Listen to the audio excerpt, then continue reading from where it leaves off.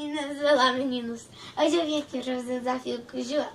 O desafio de hoje é o desafio do copo d'água com o João. Então o meu é esse e o dele é esse. Então vamos lá. Dois, três e...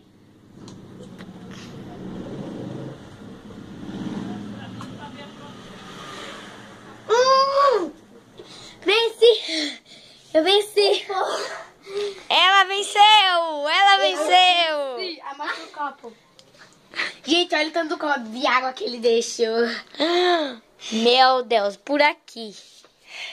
Vai logo tiver muita água. Pois eu bebi. Bebi muito. Então, agora bota lá esse canto. Essa área, bota lá esse canto aqui, ó. Ai, não aguento mais beber água, não. Eu e o João agora. Vai. Tchau. Vamos continuar. Vamos encher só o copo. Dá uma palma. Eu fico